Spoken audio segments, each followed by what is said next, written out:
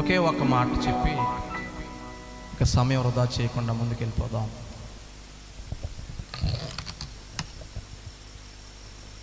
నేను సేవకు వచ్చి 11 సంవత్సరాలు అయింది. ఇద్దరు వ్యక్తుల్ని నేను జ్ఞాపకం చేసుకోవాలి. వాళ్ళు మా ఆత్మీయ తండ్రులు.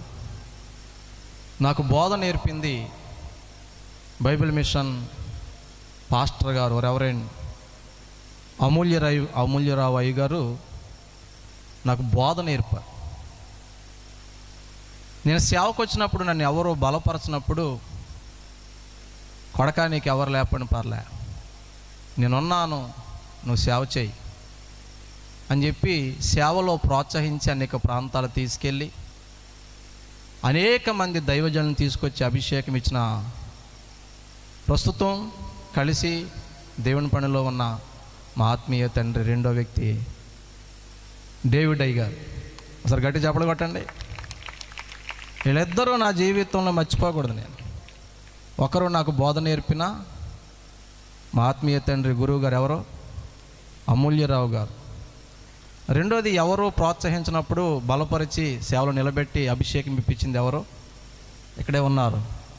కాబట్టి నేను ఈ వాలీబాల్ గ్రౌండ్లో మీటింగ్ ఎడతానని, కనీసం ఒక 100 మందినైనా సమకూరుస్తానని అనుకోలే.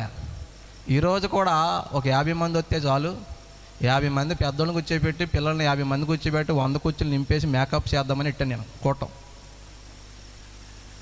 అబద్ధం చెప్పకూడదు, కానీ కుర్చీలు వస్తూనే ఉన్నాయి, జనాలు పెరుగుతూనే ఉన్నారు, ఇంకా చోట్లు లేక అనేక చోటు కూర్చున్నారు. మీ అందరికీ ప్రత్యేకమైన వందనాలు. దేవుడు మిమ్మల్ని దీవించునుగాక. మా ఆత్మీయ తండ్రి డేవిడ్ అయ్య గారు ఆశీస్సులు గ్రీటింగ్స్ చెప్పి ఆయన చేతుల మీదే ఈరోజు వర్తమానికి ఎవరు తెలుసా? మా స్నేహితులు, మా క్లాస్మేట్ అయిన.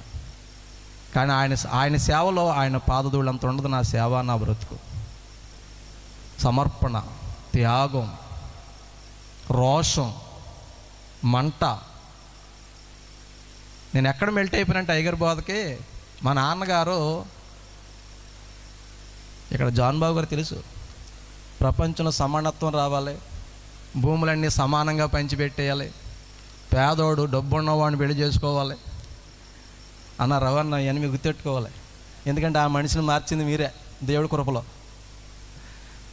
అంబేద్కర్ భావజాలమే ఈ ప్రపంచానికి ఆదర్శం, ఆయనే దేవుడు తప్ప ఇంకెవరో దేవుడు కాదని చెప్పి బుద్ధం, శరణం, గచ్చామి అంటూ ఉండేవారు. ఆయన మా ఇంటి నిండా నీలి జెండాలే అంటూ ఉండే, మా అమ్మకి తలకాపోటు వచ్చేస్తూ ఉండేది. ఈరోజు ఆత్మీయంగా వాళ్ళైతే నన్ను శారీరకంగా నన్ను కన్న తల్లిదండ్రులు.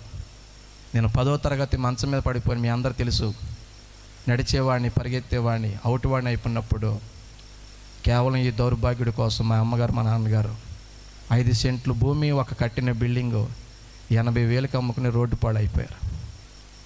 మొయ్యలేని నన్ను కూడా మా నాన్న భుజాల మీద వేసుకున్నాం, ఒళ్ళో పెట్టుకున్నాం. రాజమండ్రి, హైదరాబాద్, నిడదోలు, తిరుపతి ఎన్నో తిప్పాడు. నాకు వచ్చిన సంతోషం ఏంటంటే ఈరోజు మా అమ్మ, మా నాన్న కూడా దేవుడిని నమ్ముకున్నారు. దేవుని స్తోత్రం. ఈరోజు మా నాన్నగారు రక్షణ పొందిన కారణమైనటువంటి ఈ దైవజనుడిని తీసుకొచ్చి నా గ్రామంలో ఒక్క 10 మంది యూత్ బెడ్లు వచ్చినా చాలు, 10 మంది సండే స్కూల్ పిల్లలు వచ్చినా చాలు, వాళ్ళకి ఒక పాఠం చెప్పించాలి అన్న చేతని నేను ఆహ్వానించాను. అనేక మందిని పిలిచాను, కానీ అబద్ధం చెప్పకూడదు, లోపలైతే నమ్మకం నాకు లేదు వస్తారని. కానీ నేను ఊహించిన దానికంటే నా దేవుడు సిగ్గుపరచకుండా ఈ స్థాయి నిలబెట్టాడు. నా కడుపు నిండిపోయింది, ఇంకేం చెప్పాలి, నాకు మాటలు కన్నీళ్ళు వస్తున్నాయి. నన్ను కన్న తల్లిదండ్రులకు నేను రుణస్తుని. వారి ఆరోగ్యం కోసం ప్రార్థన చేయండి, దేవుడు వారిని దీవించునుగాక. ఆత్మీయులు ఆశీస్సులు ఇచ్చి గ్రీటింగ్ చెప్పిన తర్వాత నేరుగా వర్తమానంలోకి వెళ్దాం. పిల్లల కార్యక్రమాలు మీరు మాట్లాడారంటే లాస్ట్ని కట్ చేసేస్తాను. మీ పిల్లల కార్యక్రమాలు లాస్ట్న మీకు అన్నీ ఉంటాయి, మీ అన్నీ నేర్చుకున్నవన్నీ ఉంటాయి, మాట్లాడకూడదు.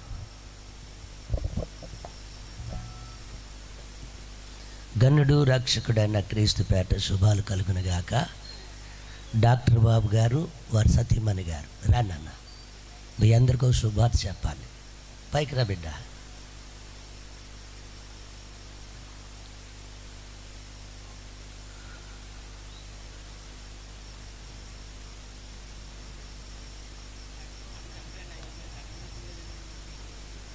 రోజున ఈ డాక్టర్ బాబు గారు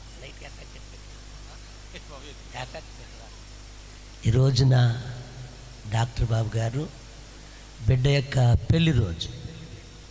దేవునికి స్తోత్రం చెప్పండి, చప్పట్లు కొట్టండి. ఈ రోజున ఈ దినాన ఈ సభను కూడా పెట్టడానికి అనుకోనని విధముగా దేవుడు కార్యం చేశాడు. మా పెళ్లి రోజున పెట్టాలని ఆలోచనలకు రాలేదు, నేను చెప్తున్నాను. కానీ దేవుని యొక్క సంకల్పం ఇది. యెహోవా ఏర్పాటు చేసిన దినము, దీని యందు మనం ఆనందించాలి. కాబట్టి మన కుడి చేతిని వీరిపై చాపుదాం. వీరి కుడి చేతులు ఉన్నాయి కదా, చిన్నోళ్ళు పెద్దలు ప్రతి వారు కూడా వీరి మీద చాపుదాం, ప్రార్థన చేద్దాం. ఘనుడైన తండ్రి, ఘనమైన నామానికి వందనాలు నాయన.